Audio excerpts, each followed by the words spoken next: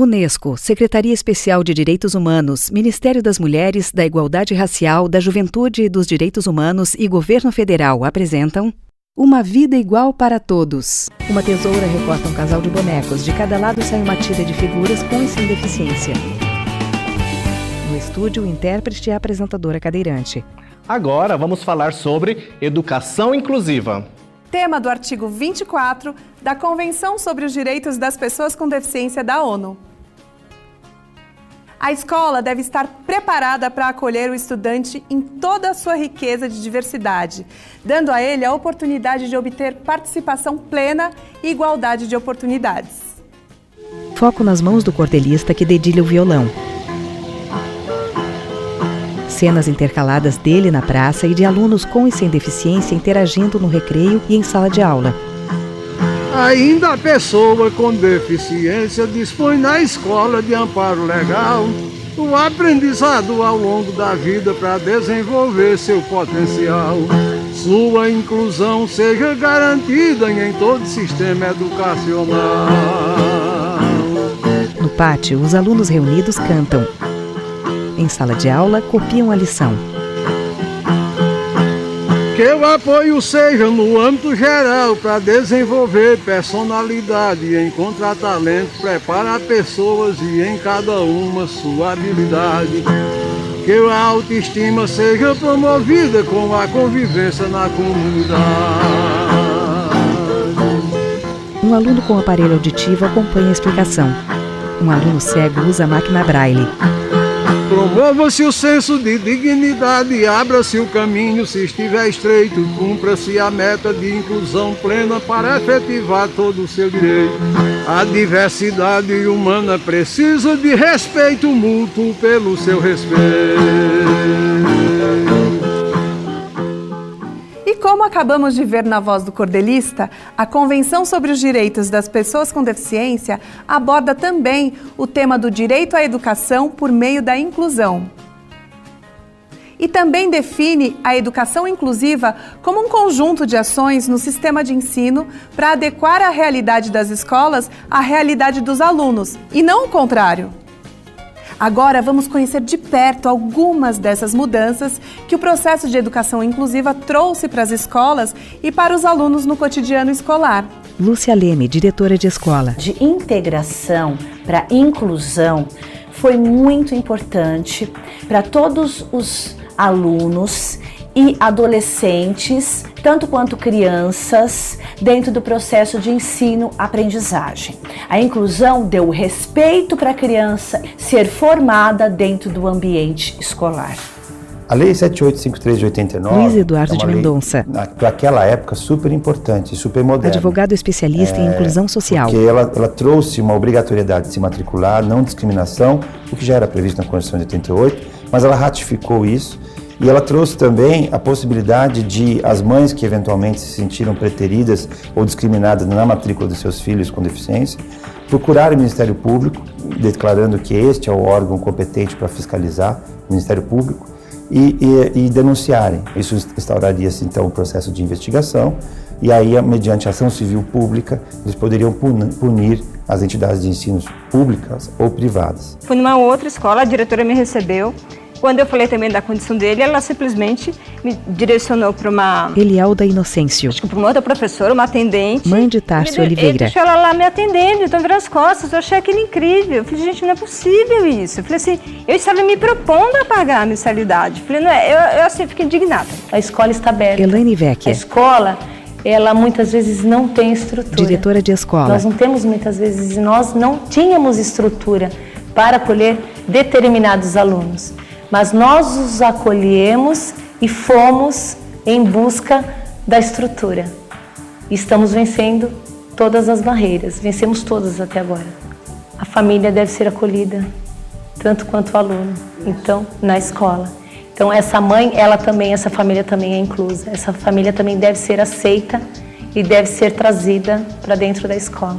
Hoje, a escola, ela precisa estar preparada para receber esses alunos para a inclusão. Lúcia Leme. Principalmente dentro da nossa sociedade como um todo e se adaptando fisicamente com rampas, com acessibilidades, com professores qualificados e com toda a estrutura necessária para que essa criança se desenvolva. O Estatuto da Pessoa com Deficiência prevê, no artigo 28, inciso 11, se não me engano, Luiz Eduardo, uma obrigatoriedade de se qualificar e preparar os professores.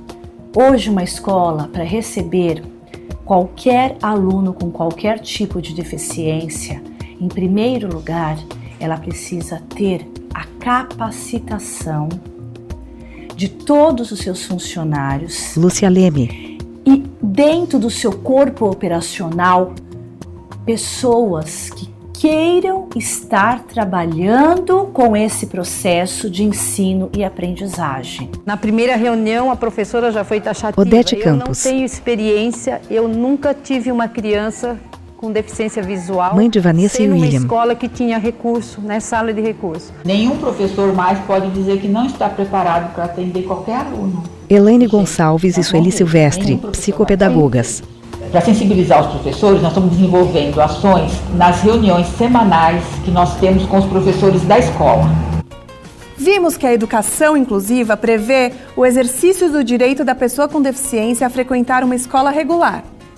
Para reforçar esse direito, o Brasil criou a Lei 6.949, que estabelece o direito fundamental das pessoas com deficiência de não serem excluídas de nenhum sistema educacional sob a alegação de deficiência.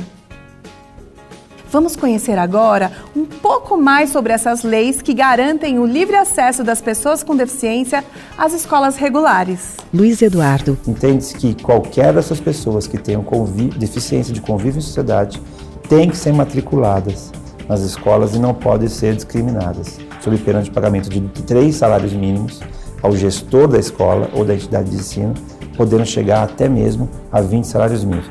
Hoje está em torno de 2.300 até 15 mil reais, mais ou menos. É proibido se cobrar taxas extras, é proibido, torna bem específico e taxativo, criar embaraços, e entende-se isso como atividade discriminatória. Eu, quando fui matricular minhas filhas na escola, eu, por lidar muito com lei de cotas e questão de pessoas com deficiência, eu sempre pergunto se na classe vai ter gente com deficiência.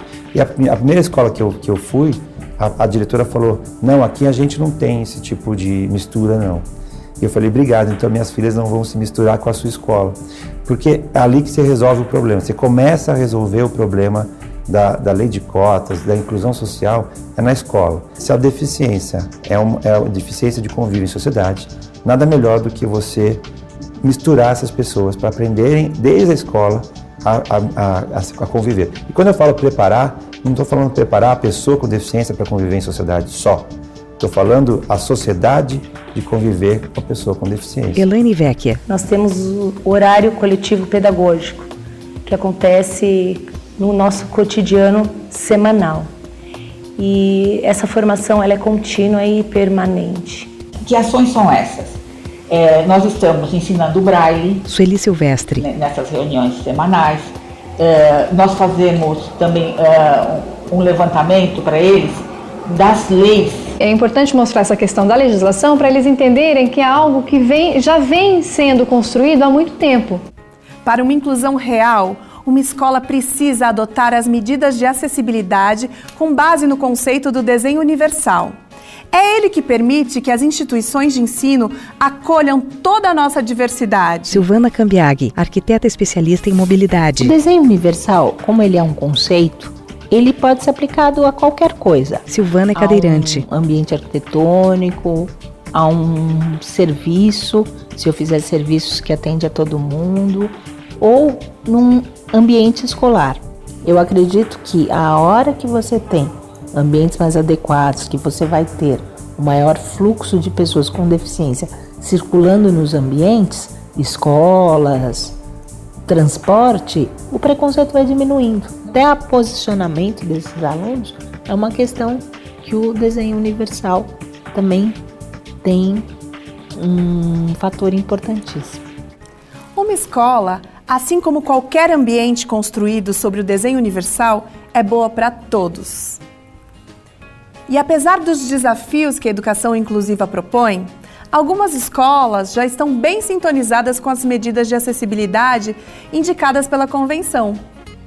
Mas existem ainda outras medidas para tornar não só a escola efetivamente inclusiva, mas toda a sociedade. Flávio Henrique de Souza. A mobilidade urbana, quando você pensa, tem que pensar ela para todos. Presidente do CONAD. Uma cidade para todos. Para criança, para mulher, para gestante, para o obeso, para pessoa com deficiência, para o idoso. Flávio é cego. A acessibilidade não é uma questão só para as pessoas com deficiência. A lei da acessibilidade é 5296/2004 que fala que tem que ser eliminadas as barreiras arquitetônicas, comunicacional, atitudinal, e pensar uma cidade do ponto de vista de mobilidade urbana é pensar nos locais públicos e privados, é pensar no transporte público com qualidade. Maria Dalva da Silva, mãe de Gustavo. Eu acho que tem preconceito. Tem ônibus que pra gente parar tem praticamente quase se jogar na frente dele para ele poder parar, principalmente porque tá com um deficiente junto, né? No Brasil a gente tem várias edificações. Silvana Cambiaghi. Ou mesmo até meios de transporte, como Curitiba, Uberlândia, que atendem à questão do desenho universal. Como podemos ver, quando a inclusão, a igualdade e a diferença são valores que caminham de mãos dadas. Udilane Nascimento, mãe de Lucas. Não é só uma escola e nem os professores, é uma minha casa, segunda casa e irmãos me ajudando a educar meu filho. Ainda existem diversos desafios para que a educação se torne universalmente inclusiva dentro e fora das escolas. E você pode fazer a diferença. Até lá!